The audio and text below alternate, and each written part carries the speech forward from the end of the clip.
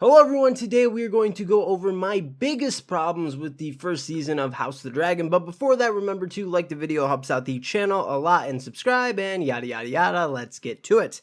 Let me start out by saying that I really like the first season of House of the Dragon. I think it's clearly the best fantasy show on television by a mile.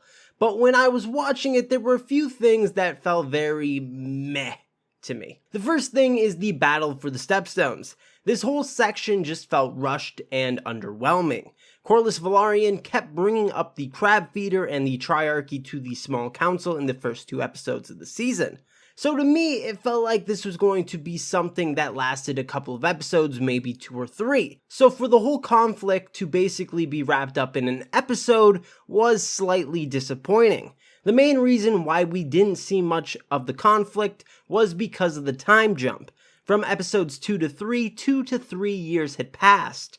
So when we see Corlys and Daemon's army, they are on their last legs, they are desperate. I would have liked to see it build up to that at least, instead of just showing the end result. Another thing that I found disappointing about this was the crab feeder. In the first 2 episodes of the season, the crab feeder is built up as an insane guy who feeds people to crabs. We never even see him talk to anyone during the show. I would have liked to know what his motives were and what his end goal was with taking the Stepstones. Was it just chaos, or was Essos planning an invasion of Westeros? And then we don't even get to see him 1v1 Daemon. All we get is Daemon chasing him into the cave and then him dragging his dismembered corpse out. They could have at least shown us the duel between them. That at least would have made this episode a bit more memorable. My next problem with the show is having Aegon sexually assault one of the handmaidens. I can't remember if this happens in the books or not, but I think they mention him being a drunk and a bit of a womanizer. The reason why I have a problem with this is that they wanted to have people choose sides. Are you team green or team black? They wanted to have gray characters, people who aren't really good or bad, and then people would choose the team who they think should rule the 7 kingdoms, who they want to win. When you make Aegon a sexual assaulter, nobody is going to root for that guy to sit on the throne. He's much more awful than the other choice, his sister Rhaenyra. Rhaenyra isn't exactly a great person either. She basically does whatever she wants without consequences. Her father has bailed her out of every situation that could end negatively for her, like when her son Luke almost lost his status as heir to High Tide. Viserys had to get out of his deathbed to save him, which was one of the most epic moments in the show. But even after all that, most people would still side with Rhaenyra since she is older and was Viserys' chosen heir. But since Aegon did that to a handmaiden, the overwhelming majority are rooting for Team Black.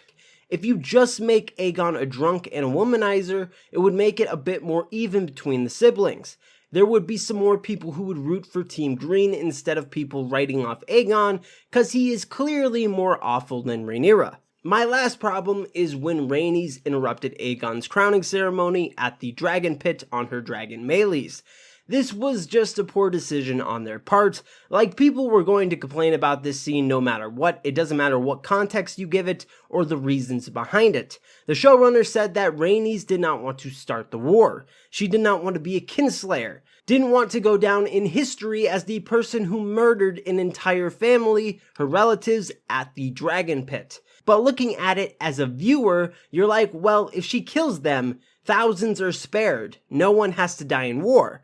I think both views are correct in a way. The logical choice is to kill the Greens. The least amount of blood would be shed. But if you put yourself in Rhaenys' shoes, most people are not going to murder their family, especially when peace can still be had. Rhaenyra could decide not to go to war to preserve the peace. That is why they should have just had Rhaenys leave without the Greens knowing. It's not as epic, but then you can't have people complain about Rhaenys not killing the Greens.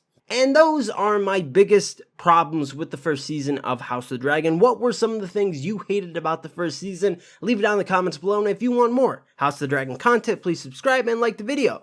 Also check out the Twitter link in the description below, and as always, have an awesome day.